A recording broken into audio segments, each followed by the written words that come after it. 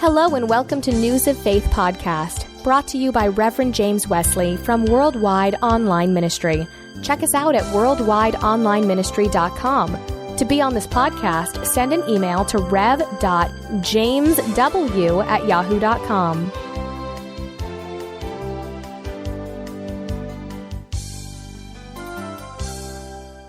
Today on our show, we have Mark Minard, owner of Dreamshine, author of the book The Story of You, podcast host on Elevating Beyond, and speaker of all things. We're just excited to have him on our show today, and we hope you enjoy it. We will have some information in our show notes over on the left side here if you wanted to contact him about more of what he's doing for his work and for the Lord. So, hey, we're going to go ahead and get started with this. Hello, Mark. Hey, James. How's it going over there? It's going good. It's going good. We have a nice sunny, almost fall day here with no humidity in Ohio, so it's pretty nice. Wow. Yeah, that's where I'm from, is Ohio. I kind of wished I was back there. I'm getting a little tired of all this sunshine and heat down in southwest Florida. Well, in a few months, I'm sure you maybe won't be thinking that as much when the ice storms start hitting. You'll enjoy being there. Oh, yeah. Okay, well, I brought you on this interview today because, I mean, it just seems like there's a lot of things you got going on there. I know you got a lot of things, like what they call a lot of irons in the fire. And I was going to ask you a few things about what you're doing. And to start with, I wanted to ask you, you're the owner of Dreamshine. And can you explain to the listeners what Dreamshine is? I think it's about awesome. So I'll let you explain that to them. Oh, thank you. Yeah, I was actually, it was about 10 years ago when I started it. I was around the age of 26. And when we originally started it, where it's a program, we serve individuals with special needs after the age of high school. And we wanted to create something where they were in this really cool environment, because all they had at the time was like these really institutionalized type places. So there was quite a battle we had to go through. There was a lot of politics. We actually had to fight with the state of Ohio because they owned all their own programs at the time. And they were all really institutionalized, and there just wasn't enough options for the different individuals we serve with special needs. So what we created here with Dreamshine, originally I started out, my office was in a barn, in a storage shed, and we used some space off my brother's campground to get it up and going. But now, over the past 10 years, we have our own 2.5-acre campus area. And we have two really cool buildings. One's a log home that we've turned into our program. The other one we call the Waterfront Lodge. It's all wheelchair accessible. It's built over a pond that's stocked with fish. So our individuals with different special needs, we're able to do stuff like fishing. We do cool things in the community. We have ballroom dancing, music therapy. We do awesome stuff like we make soy wax candles and have an online store, so our individuals are able to help learn how to make those and then actually have the opportunity to earn paychecks and stuff too. So, and I have about 17 people on my staff, on my team now as well. Wow. Yeah, that's interesting. And as you started out to do this, I was watching one of your videos, and you had a hard time. You had to stay with it. You couldn't give up, and because it was from God that gave you this plans to do this work. And so, I'm sure a lot of people would have gave up a long time before you did and say, well, it must not been God that doing this. But yeah, it's interesting how you. It took you a long time, quite a few years, wasn't it? Yeah, I always try to tell that to everyone, really, and it's God that continued to help keep me going through those really hard times. 'Cause a lot of times people think, well, if God puts something in your heart, it's just magically going to come to you. And the thing is, he'll help give you the vision, and then you have to keep having the faith and action to put in that hard work over time. And we really had to go up against our own Goliath, which was the state of Ohio at that time. I mean, I was just like a 26-year-old kid, and I had to spend about a year researching and learning all of the state rules, laws, and regulations for everything that we do, not just to be certified as an agency, but actually to be prepared to battle against the state, because they were twisting and bending around a lot of the rules and laws. So it took a combination of just all that, not giving up, because, yeah, we were one of the first. There was one other program really at the time on the other end of the state that wasn't state-owned. We were one of the first to do it over, they said it's been this way for like 40-some-odd years. That's the way it's always going to be. And unfortunately, I wish to say they were happy about something new that was going to be innovative and great, but they really weren't. I mean, it even included getting threatening phone calls and them telling us why we shouldn't open Dreamshine, and it was pretty unbelievable. And that's what continued to give me the courage, was to know, wow, like, if it was just on me, I couldn't have done it, like, honestly. But when I would search my heart and I would continue to feel God like pulling at my gut, like, this isn't about you. It's about helping all the individuals with special needs to have different options and a place to go. That's what always continued to push me. And like, I had a superintendent of the county call me one time, and they tried to stop our first client from coming to our program, and told the family we didn't have the right certifications, and basically just, I'll say misinformed them, but they pretty much just lied to them. And the mom called me crying because she was so excited about her son coming to Dreamshine. And I remember I called that superintendent, and again, I was 26, and I think he was in his 50s, and he's like, I've been in this position for 30 years, and how dare you question me? If you have a problem, you can come down here. And within like 15 minutes, I got in my car and drove there and went to his office, and I had two copies of the state law, and gave him one and read it out loud to him. And it basically said they have the right to go to any program that's correctly licensed or certified. And if the state or county tries to stop them, then they would actually be investigated. And that's, I think in the video you saw on my webpage, I kind of share that story. And that was our first client that was enrolled the next day. And when people are like, wow, how did you have the courage to do all that? That's where I always am like, that was God that helped. Like, looking back, I could not have done any of that on my own. And that was just one of many battles we had to continue to go through over the years to get to where we are now. Wow. Now, can you tell me, I know you said something about a waiting list, that you had people on a waiting list. Can you tell us maybe how many people that you have there now, or how many are waiting? How many people do you have working with you in this program?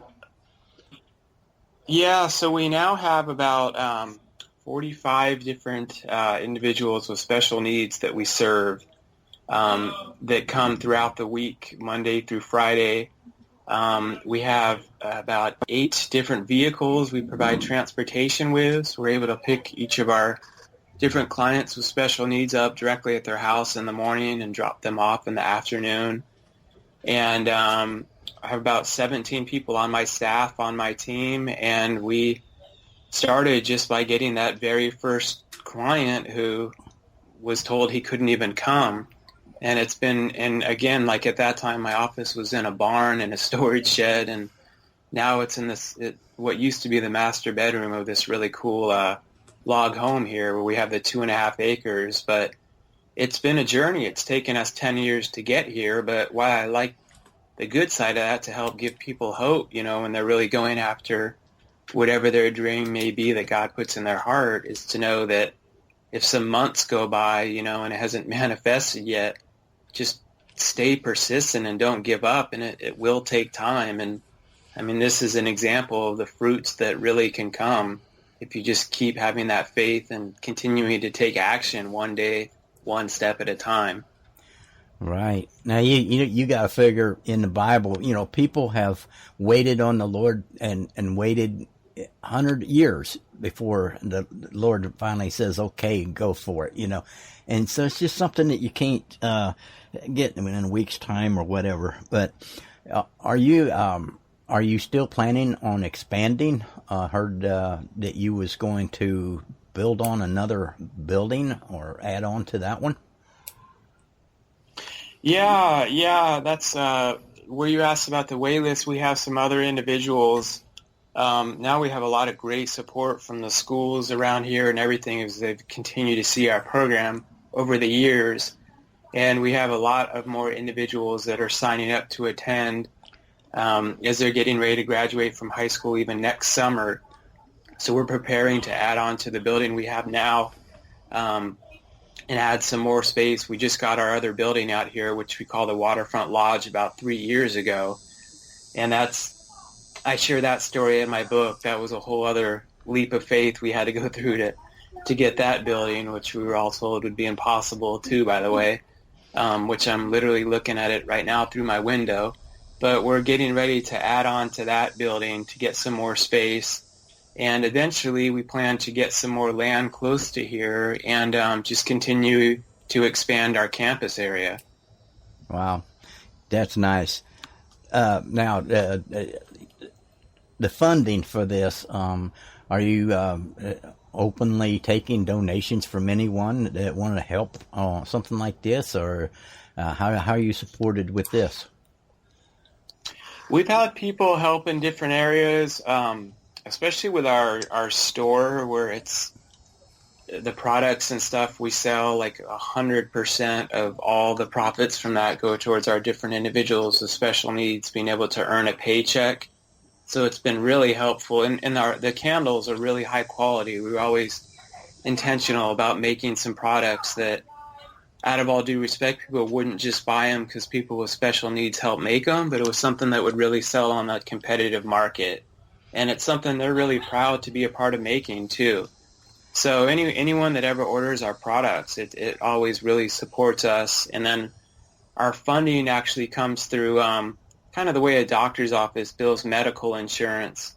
Some of our different clients with special needs have their own coverage through Medicaid, Medicare, some on private insurance, but there's just kind of like a different daily rate that's set through the state, through the Medicaid and Medicare.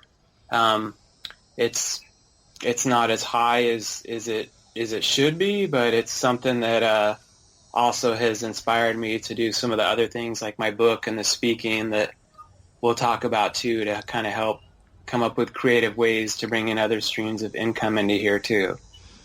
Okay, so now if anybody out there was listening would like to donate any amount or maybe donate something to that, how would they find you? How would they go about to find you on as a donation?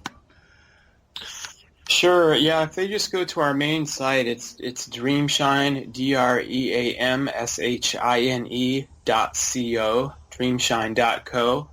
And that has all of our information, and it has our store with all of our different products and everything. And then it has our, I believe it has my direct email on there and my head administrator's direct contact information for anyone to get in contact with us about that. Or even sometimes we have some awesome people do different types of volunteering or all kinds of things. But it's cool to get on there and people can really see more of what you and I are talking about. Because when you get on there and see what we're doing, it's really neat to be able to see pictures of like the different individuals with special needs. Like you see them fishing and just doing a lot of the cool things that we have here. I was up there looking at some of those pictures you're talking about, and I'm telling you, those kids are happy. They're alert with what they're doing, and they know that. I mean, how else can you explain it except by looking at the pictures? Because they are excited and they're learning things that they didn't know before. So I'm going to have all these different websites and things listed in my show notes also. If anybody perfect. If anybody didn't get a chance to write it down, they can look at my show notes on this podcast and find them. Wow, it sounds like you're really doing good on that one.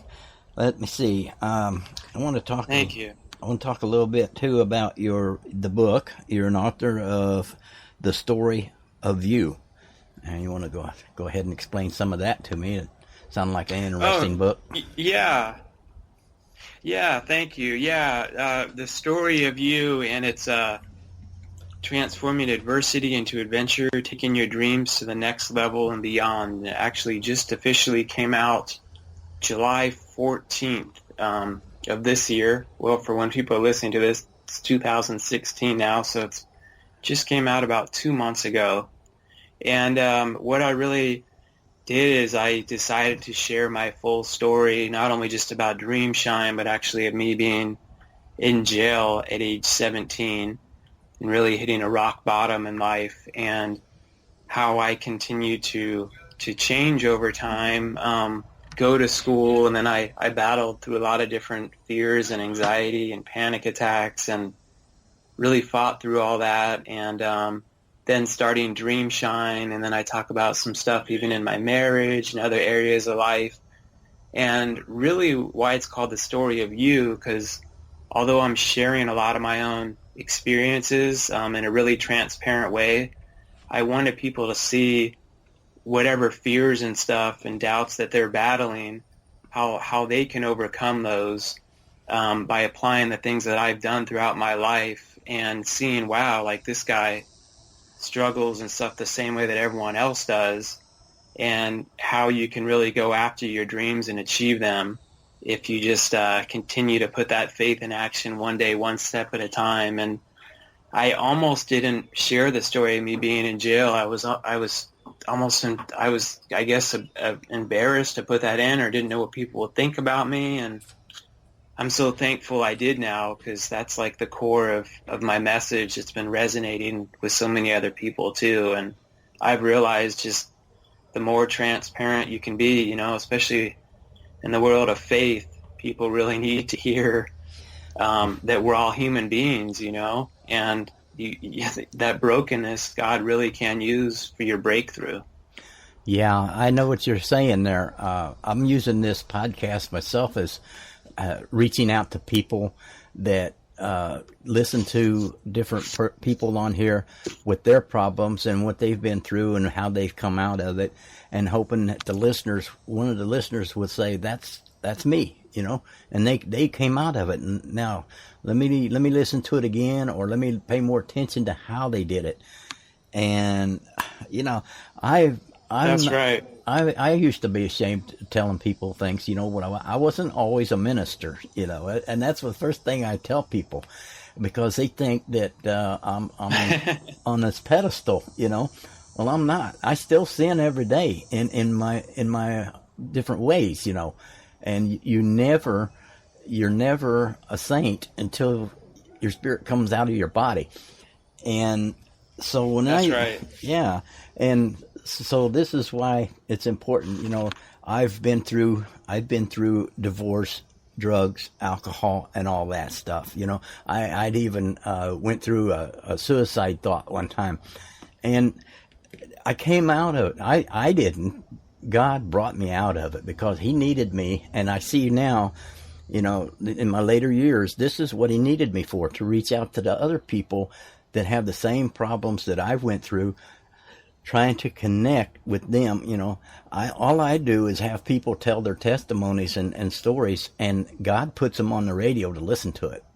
I don't go out there and pick out people and say, hey, I got a story for you on the radio. No, because I don't know what their story was.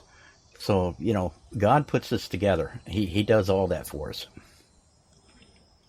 That's right. Yeah, no, I love what you're doing. It's really inspiring a lot of people, and truly you're helping give people hope that's not just like in the form of motivation, but it's in the form of hearing real stories of people being broken and how they've gotten through it. And like you said, it's a lifelong journey, which is refreshing too, because I've seen people get through things and then they wonder, why do I still battle with this or that? What's wrong with me? And it's like, actually, you're nothing. It's called, you're a human being.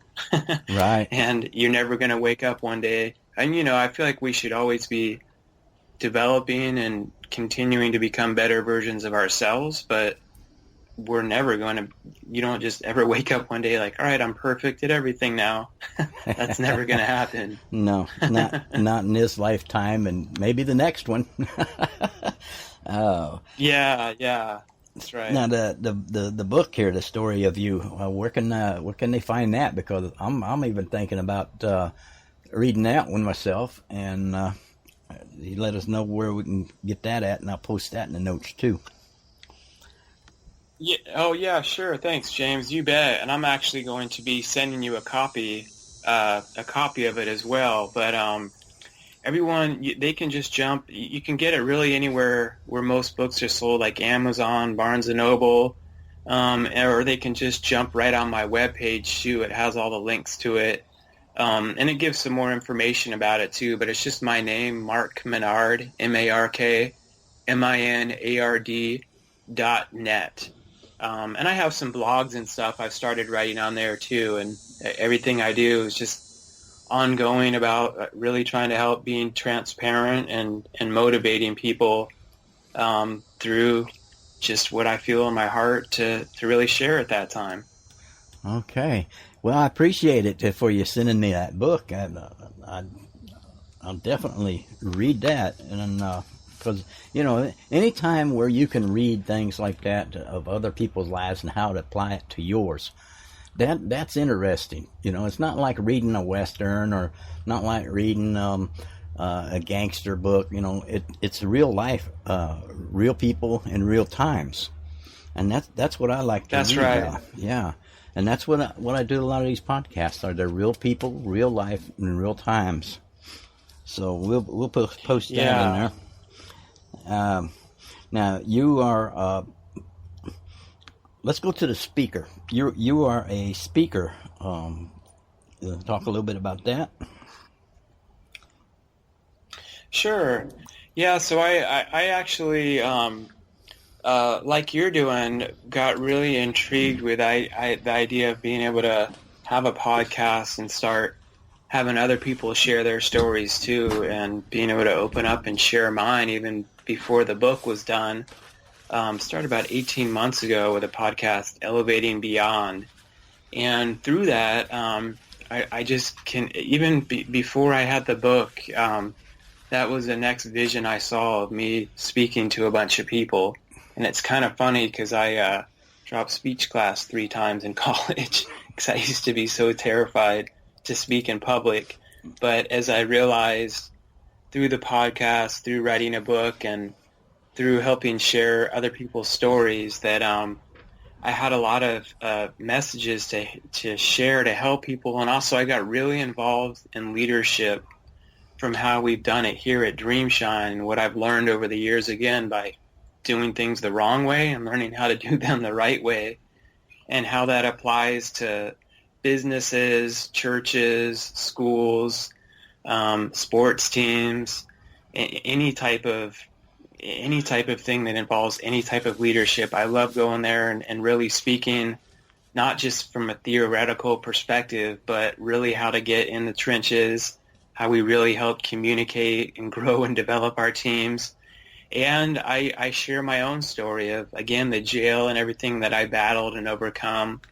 And I also will speak to schools and churches and stuff and share that message. I like talking to students as well, because I remember what it was like to be at that age. And when I was in high school and I was in all that trouble, I remember just thinking like I was never smart enough to go to college or really do anything else with my life. And that was for those other kids and that were born and with all the brains and talent. That's the way I used to think. So as I've been able to open up and share my story, it's been able to help give a lot of other people hope too, really wherever they are in their journey. And that's what I've been doing with speaking. And I used to get so nervous. And then when I would, God would just always remind me, it's not about you. It's about who I'm helping through you. And that's what always inspires me to keep on pushing through with it. Yeah, I know what you mean there. But everybody, I don't care who they are, everybody has a fear for the first time of anything. When I first started podcasting, let's see, it was probably about 5 years ago or so.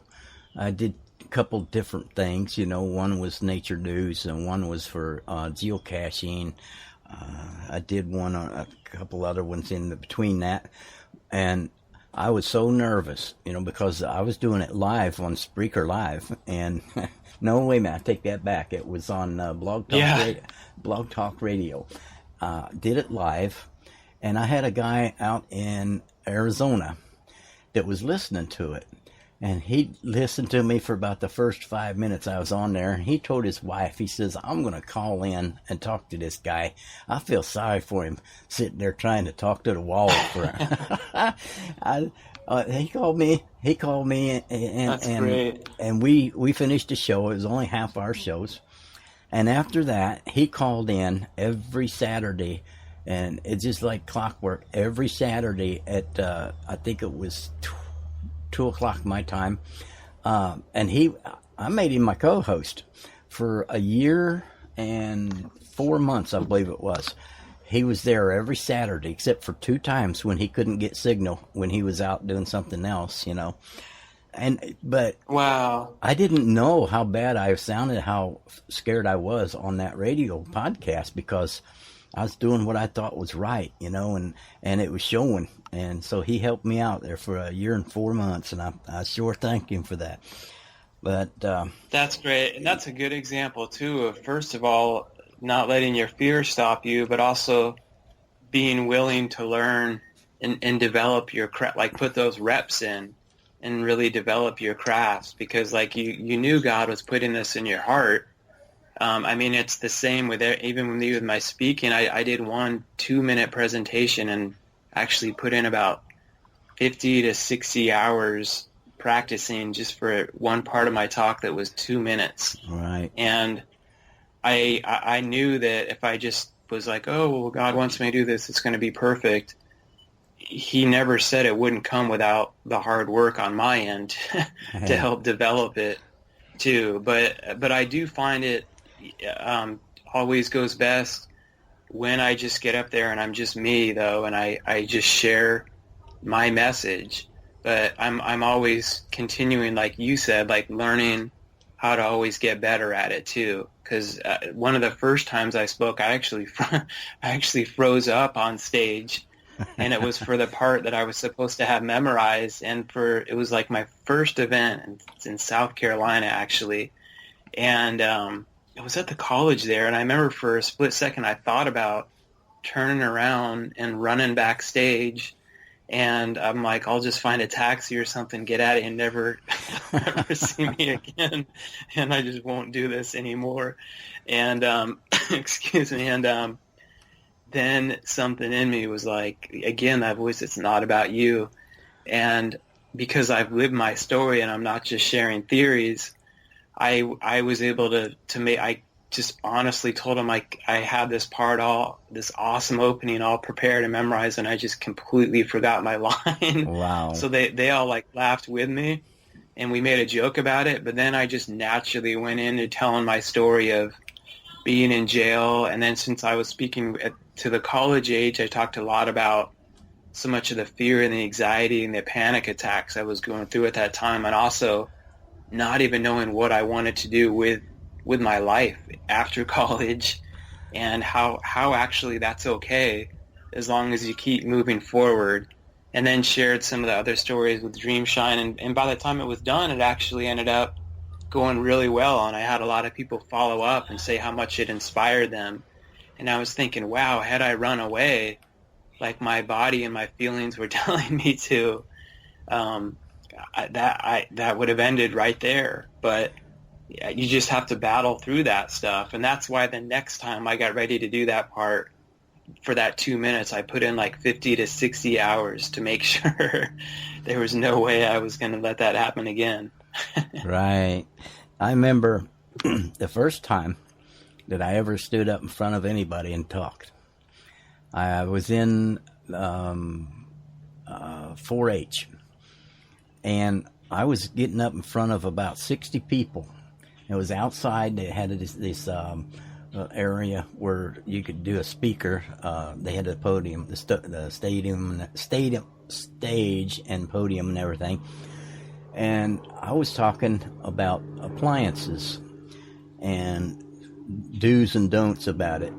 Well, I was telling them that when you unplug an outlet, and I had a plug with an outlet there, and I was showing them, you grab a hold of the plug here and you pull it out, don't get your fingers down in between it and all that.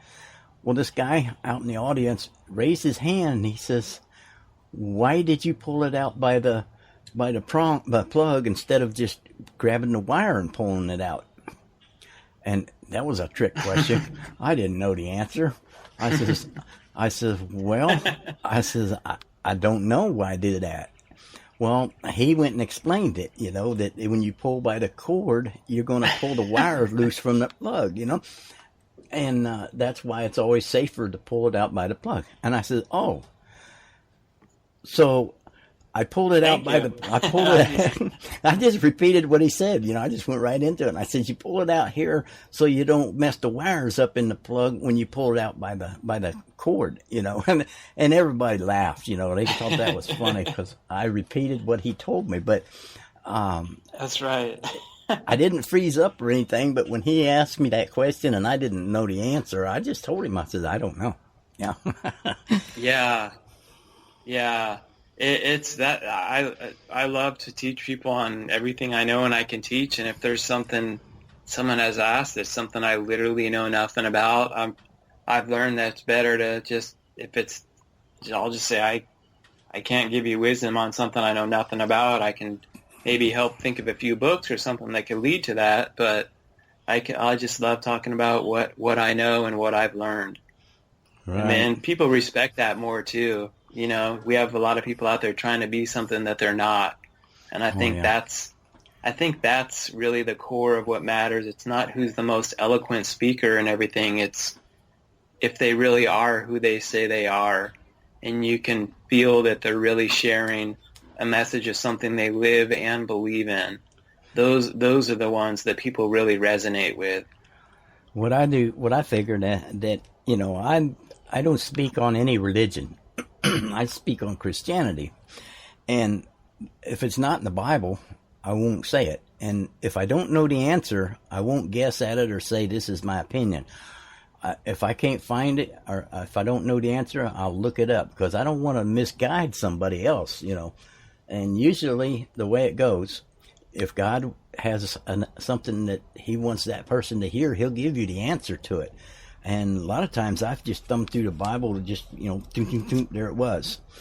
And don't never mislead anybody by guessing or your own opinion. It's got to be something that they can look it up. That's like you was telling me a while ago that you didn't know about telling about you being in jail and that. If people wanted to know you, they would have found out. They would have dug it up anyway, and then they'd have got you right on the spot. Yeah. So that's right. That's right. What is the website on this podcast that you do? It's connected there. I have a different one for elevatingbeyond.com, but it's actually all connected right there. I decided to make it easier on everyone to be able to go to one spot. It's under that markminard.net. Okay. So if everyone just jumps right on there, it actually has a direct link for the podcast on there too. Okay. We'll have all that written down. Now, that was the speaker. The podcast itself, okay, so what is it exactly that you do with this podcast? What kind of audience do you have? Listeners or whatever, hosts or co-hosts? Yeah, that's a good question. Yeah, I actually, when you and I spoke before, I don't think, I don't remember if we talked about that. I don't think But we did. yeah, no, so what it is I started it actually at first. I worked like you did with a co-host for about a year, for about the first year of it, and he actually did was a professional tennis player, and he did mental coaching on the mindset.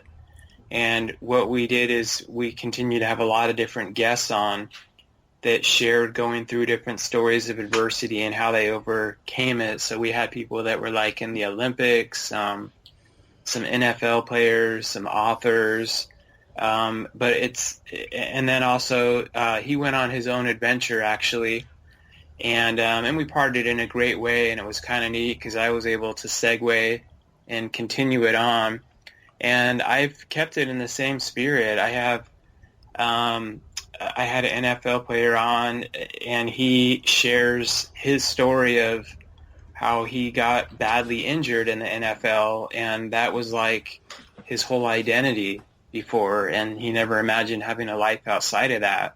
So he got to the point where he was depressed and suicidal, and has a really neat story of how he found God even more at that time and realized that was a huge blessing in disguise because he had actually kind of forgot about God in his life. So I don't look at just like having people because of their status or whatever. I always look at what's their story behind the story. I've had different business owners, and then I'll have sometimes just the person next door that's doing anything significantly successful, and opens up about the different fears and everything that they battle through. And the whole purpose of that is it helps our listeners from all walks of life to realize, like, wow, everyone else goes through these different types of fears and adversities at some level or degree, and you can get through it. It's possible. And it's kind of all the same with the core message of my book and everything else that I'm doing with the speaking. And I love sharing my own stuff, but I really love having other people share their stories of all different walks of life too. It just shows coming from all different backgrounds, all different ethnicities. They've all been able to overcome these obstacles. So it shows people that really anything's possible. Yeah, you mentioned something there. I believe, this is my opinion. I told you I don't give my opinions, but this is my opinion. I believe that a lot of people out there are either afraid or ashamed to let others know that they have forgot about God. I mean, I'd admit it that I gave him up for a long time before he came and told me, you need to get back with me, you know.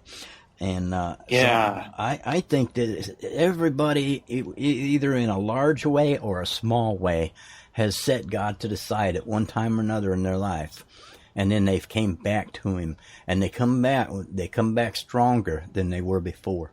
It's like they realize that what they're doing is by Him, and that they can't do it by themselves. And I think it's amazing when somebody says, oh, yeah, I was baptized when I was 5 years old, and I've never walked away from God. And I'm thinking, you ever lied? Exactly.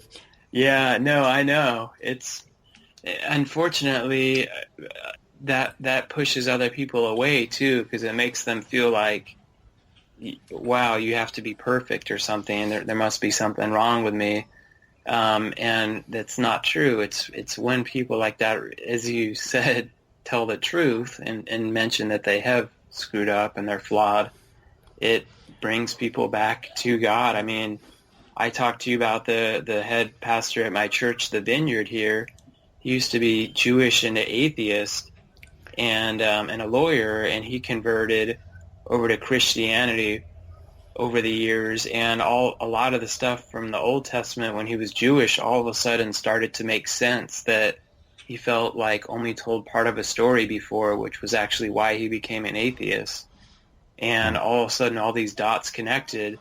It's really neat how he's able to get really in depth to a lot of the old Hebrew Jewish traditions that they did, but then he's able to connect them with the New Testament and be like, here's the part that he's like, when we did this, this never made sense. But now that the other end of the story, that Jesus came and was resurrected, it completely makes sense.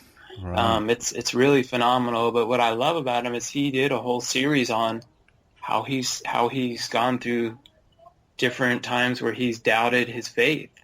And he's like, I've been doing this for like 35 years. He said, I'm not talking about 30 years ago. He's like, I'm talking about 3 years ago. I went through this big thing where I was doubting, is this real? Is what all I've been spending my life on true? And I love that he shared that, because I'm like, wow, that made me connect to him even more. And what he continued to say always pushed him back to his faith was he was able to look back on all the different people he's met and the experiences he's had, and these people that he's worked with personally throughout the church that have just overcome these impossible odds because of God. And each time he thinks of those real life stories and experiences, it makes him know that it's the truth. And our feelings, go up and down, and we can't depend on our feelings to really they might contradict our feelings can just contradict what's really going on. A lot of the time they go up and down, but your faith, is just that foundational belief. And that's what he said. He really continued to conclude that even if he's feeling doubt, it's not going to alter that foundational belief of what he knows is true. And I love that he shared that. Like, to me, that made me respect him even more. Right. And the Bible says that God is not the author of confusion. So if you're confused or anything, like you say, you're going up and you're going down, that's confusion to people. Believe it or not, it's not just your mood for the day. I mean, something is working in you that should be out of you. And so you want to get that straight, that God is not the author of confusion. I can't place the exact scripture on that, but it does say that. Yeah, like being double-minded and everything. Yeah, well, I mean, there's the battlefield that takes place in the mind, and I think that's something I talk about a lot, is how I've had to continue to be really intentional about my thoughts, especially when I was battling that anxiety and stuff. Is you mentioned that confusion would come in, and what I would do is I used to start dwelling on all these things that didn't really matter, and I would fester into these fears, and I would just downward spiral into it. Is to now, when that starts happening, I'm able to recognize, oh, wait, something's going on here. And sometimes it takes, like, looking at a verse. I usually have it posted up here in my office, 2 Timothy 1:7. And I'm just paraphrasing, but for the Spirit God gave us does not make us timid, but gives us power, love, and self-discipline. And that's one that I'll even repeat over and over out loud or in my head if I need to help break that cycle of that thought pattern, to get me out of like dwelling. And it's like, this is the truth that I need to choose to believe. These other things spiraling in my head, that confusion and everything, that's not coming from God. But I used to not be aware of that. And the second you are, and you realize like those little attacks might hit you, things like that, knowing the truth that's why, the word is called the sword. That's like the weapon we can use to fight back that battlefield in the mind. Oh, yeah. Yep. I've got a prayer that I had found somewhere, and I copied it, and then I got it on my computer, and I got it as a picture, and it's called The Full Armor of God. And it's about a 1 page long, but you read that every morning before you go out. And, it's like you put on the breastplate for this, you put on the sandals for that, and you put on the helmet. I mean, it just tells you, Lord, help me to remember, it's a really nice prayer. It's a wonder I haven't got it memorized by now, but I think it's hard. It's hard to memorize something when you're just reading it and not intending on memorizing it, because I hung it on my wall, And every morning before I went out the door, I would stop at the door, the stairway, and read that before I left. So I'm going to send that to you, and if anybody else would like to have it, they can send me an email, and I'll share it with them too. You send an email to rev.jamesw@gmail.com, and I'll put that in the show notes. Awesome. With that too. Oh yeah, I would love to have a printout of that. I post that stuff everywhere. It's like you said, anything to help prepare you for the battle. Right. I mean, it goes through the whole set of uniform, the whole armor, everything from the sword to everything, and it's really, and I just realized something here not too long ago. The Roman soldiers, when they put on their uniform and went out to battle, when they put on their armor, it only covered the front part of them. It never covered the back of them. And they say that's because they never turned around and ran. They always went forward. They never turned around and ran away where the enemy could attack them. So that's why they didn't need it on their back. And I thought that was awesome. That's interesting. That is. I like that. That's really cool. It's like no plan B. Right. You go forward or you die for not having the armor on your back. Yeah, that's right. I want to take some time here, maybe another whatever. I don't care how much more time it takes, but I'd like for you to speak on something to the listeners. That I really enjoyed that video, Never Give Up. And if you could throw in something about that, maybe that's something that they would remember also, from this episode. Sure, you bet. And I've really been, I appreciate that. I've really been enjoying doing Facebook Live a lot and trying to help share that message. And that actually came from, I like you were just giving your email out. I have different listeners send me in what's going on with them. And there's one that would send me something probably about every month or two about something they had been working on. First of all, in their life with their family, and also with their career and kind of this next step God had been leading them towards. And they had continued to make phenomenal progress. And I got an email from them out of the blue that just this random storm of adversity after they had overcome so much and come so far hit them out of the blue. And they were completely given up and throwing in the towel on a lot of things. And they also were saying, I'm going to be getting off all my emails, going to be shutting down all that, and almost like they were just going dark. And it was heartbreaking to me because I had known this person for a while, just through all the interaction we've had, and they had come so far. And I got on there, first of all, I never would mention their name out of confidentiality, but I wanted to share that not only to that person, but I realized, wow, there's so many other people that are in this exact same situation.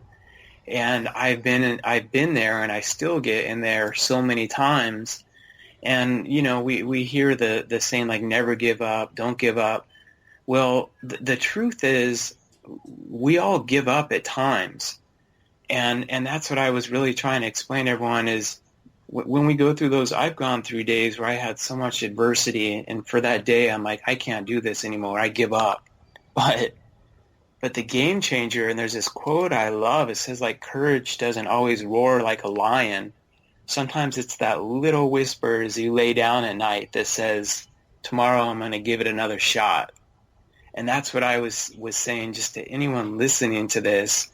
And to the person that wrote me that, like, I know so many of you are going after whatever it may be, if it's parenting, if it's getting through that drug addiction, if it's starting your church, your company, writing your book, whatever it may be, that dream that God's continuing to put you in your heart to be a better person, and maybe you relapsed or anything that happens, some storm that's completely out of your control, finances, people battling through debt, and they're throwing in the towel. And I said, I need you to do me a favor. If you threw in the towel, you need to go pick it back up, and you need to wipe yourself off.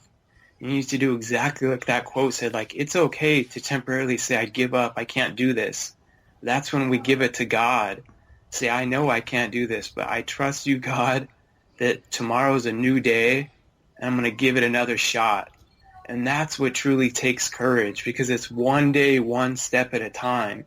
And it's okay if you feel on that for that moment and you temporarily are defeated. We all go through that. We're weary, but the worst thing is to make a permanent decision during a temporary storm. And that's what I always try to advise people against is, as you're going through a temporary storm that hit you and your feelings are all over the place, don't make a permanent decision to give up on something you've been working so hard towards for a year plus in that one moment. Just understand that it's okay to go through those motions, be angry, be upset, but give it to God and just tell yourself, tomorrow I'm going to give it another shot. And if it's during the day, just every hour, every minute is a new minute.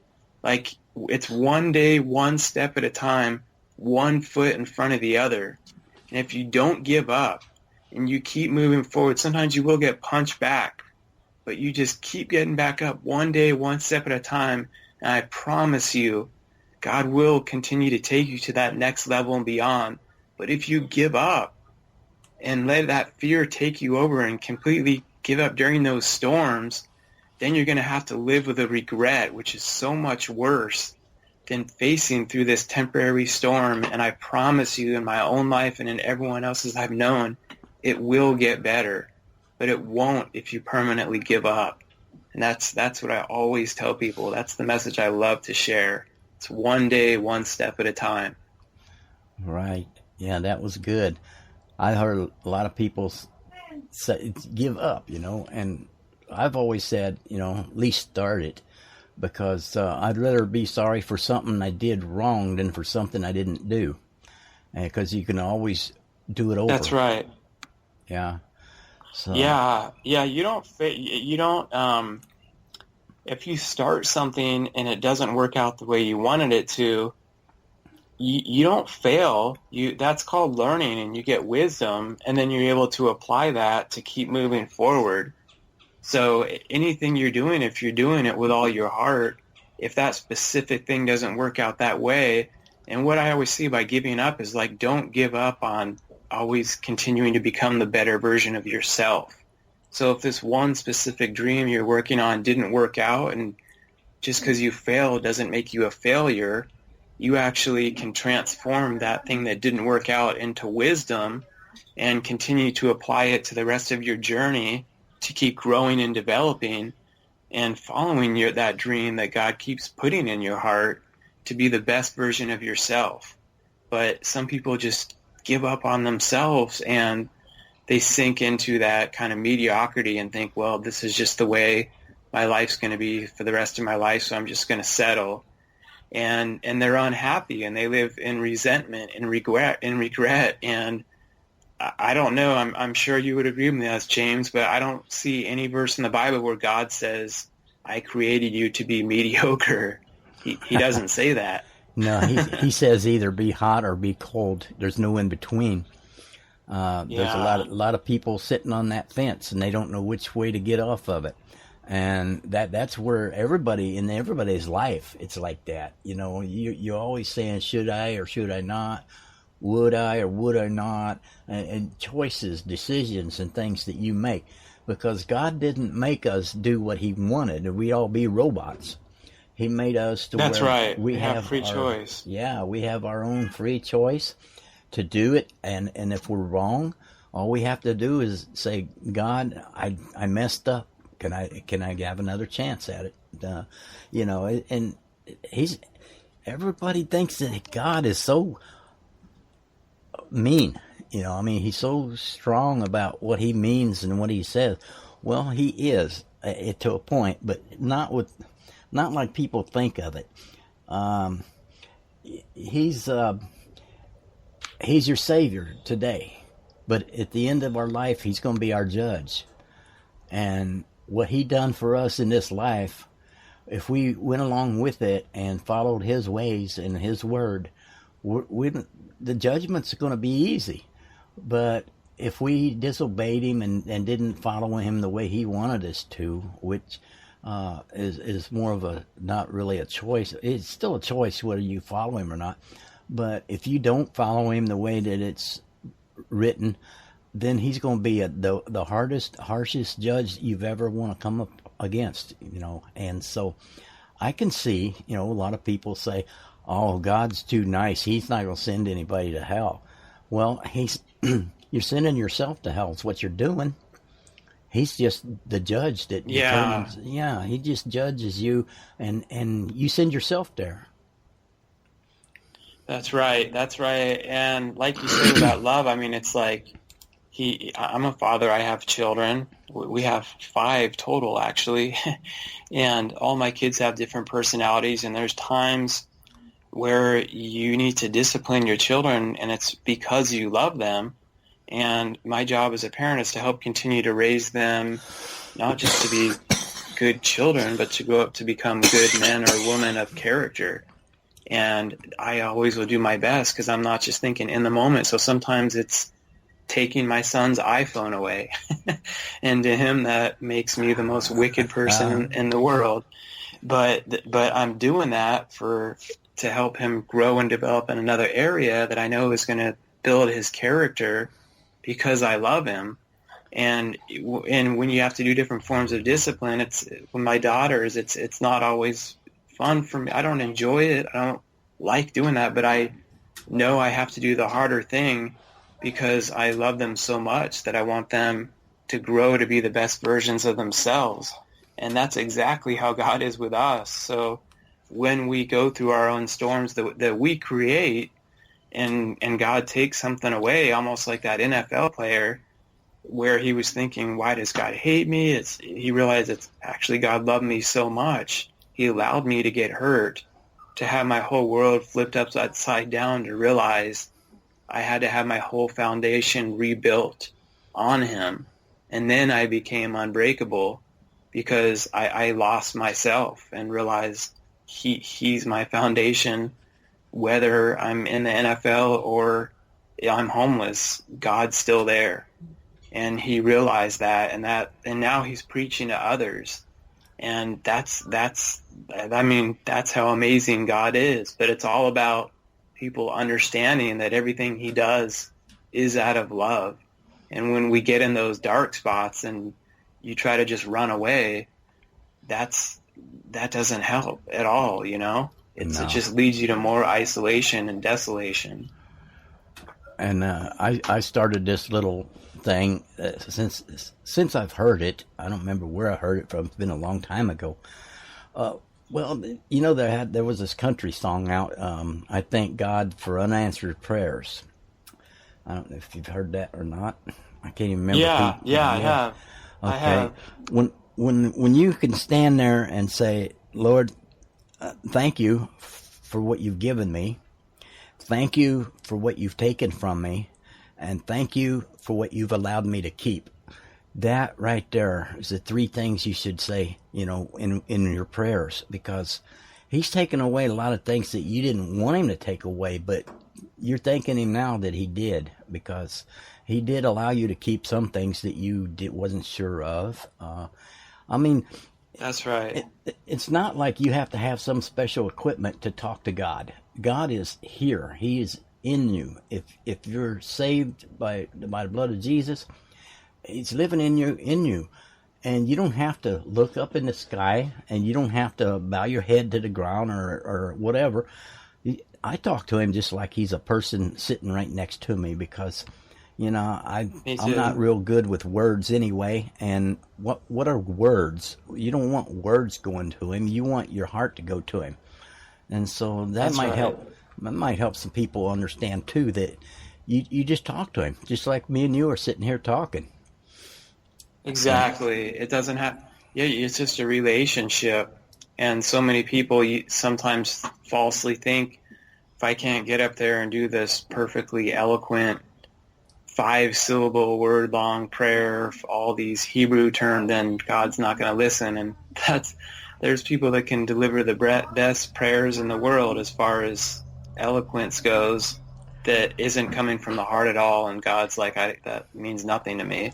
It's just like the lady that gave pretty much pennies to the offering, and like God said, that's everything you had, and that is coming from your heart more than it's the same thing with a relationship. That's what's kind of cool. Like I talk to God all day long throughout my thoughts. Angry, sometimes I'll be upset, and I'll be like, God, why are you letting this? And we continue the dialogue all day, and I couldn't imagine not having that relationship, and that's what he really wants, is a relationship with us. Right. I'm going to mute this just for a sec. Well, I guess not. There was an airplane going by, and I didn't want to get it all, but by the time you quit talking, I'll edit this part out. I also want to tell you before I do that, when I thank you for being on the show and everything, and we say our goodbyes, don't hang up. That's just where I'm going to cut it off that. Sure. All right. Yeah. People are really, there's a lot of work to be done out there for people that don't understand God, don't understand the Word of God, and people that take things out of context and try to make something out of it. That just burns me, because if they take one sentence out of context, if they read the whole chapter or the whole verse or whatever, it means totally something different. And you cannot, and I encourage people, don't take the sentence out of context. Read the whole thing before you judge what it's saying. That's right. Understand the whole story that surrounds it and everything around it before using that. And also with being careful not to judge people, because everyone's at different walks in their life and they're at a different level of relationship, and sometimes people think where they are with God, or everyone should be at the exact same level. And you have to be aware that that's between them and God, and you can just help try to teach them through who you are, and as we're getting closer here, I know this has been amazing spending time with you, James. If there's one other thing I could say too that might be a good afterthought to everything, is you were mentioning for the unanswered prayers. There's one quote I love, I have posted too, and it's, some doors God opens, some doors God closes, and some doors God wants you to kick down. Wow. And it's important that you realize all three matter, because the third one, a lot of people don't realize. Sometimes, like me, when I had to fight against the state of Ohio, I had to kick down some doors. If I just waited there and said, God, make this all happen and fall into my lap, it wouldn't have. He said, I want to work through you for you to have the courage to go out there and believe that if you kick these doors down, I'm going to continue to help manifest this dream and bring it into a reality. But it takes knowing you have to do all three at different times in your life, and I feel like that third one gets left out a lot. Right. Some doors God does want you to kick down. It's like it says, I stand at the door and knock. If you open the door, I will come in. It doesn't say I will knock, and then if I don't hear no answer, I'm going to come in and see what's going on. He gives us, it's a choice. It's plain and simple. It's a choice. And if you feel it in your heart, or like you say, it was a gut feeling, if you feel that, and if you think it's within the message of the Bible, go for it. Don't let nothing hold you back. That's right. Yeah. That's right. I get gut feelings sometimes that it's not right, and I don't do anything about it. But, when God's in control, let him be in control. Don't try to stand in his way, because he's just going to stand there and laugh at you and say, hey, I'm helping you out here, and I'm trying to step over this away, and you keep laying down in front of me. Don't true. help. It's nice to do it for yourself, for God or whatever, but it's not a good thing to get in the way and try to confuse him, because for everything that you stand in the way of him doing, he's going to have to come up with another plan to go around you. Yeah, that's right. That's right. and just continue to build that relationship. So as we were saying, it was just one day, one step at a time. And that's the way we go through this whole journey of life while we're here on Earth. Right. Well, Mark, I'm going to have to let this go. Wow, it's been a real pleasure talking to you, and you've got some good, strong ideas, and you've got some good, strong background to work with all the things that you're working with, all these projects and books, and I just want to thank you for coming on the show, and I know somebody out there is going to hear this that needs to hear it, and that's why I try to throw in different things, because if you talk about one thing, you're only going to reach one person. And a lot of things that I've said today on the show was right off the blue, and it's like God says, tell this story or talk about that or whatever, because he knows who's going to be listening to the show, and it's up to him to bring people to it. And I know there'll be some listeners out there that's going to say that, boy, he sure are pointing fingers at me today. So that's what I love it. Yeah. Thank you for having me on, and it's been great having an awesome conversation with you and spending time with all your listeners today. I'm honored to be here, James. Thank you. I hope we can get you back on here at a later time and see how things have improved. Sometime later in the future, we get you back on here, see how things are going yet. Oh, you bet. I'll be honored to. Okay. Well, we was just talking with Mark Minard, and he is the owner of Dreamshine, author of The Story of You, podcast host on Elevating Beyond, and he's a speaker also to talk about what he talks about. And if you missed this, go back to my episodes and look it up and listen to it all, because you'll be really impressed with what he has to say and talked about here today. So we'll have all these websites and places listed on my show notes. Just look, if you're on Spreaker, if you're listening to it on Spreaker, you'll see my show notes there on the left side. So thank you, Mark, and God bless you, and have a wonderful week. Thank you.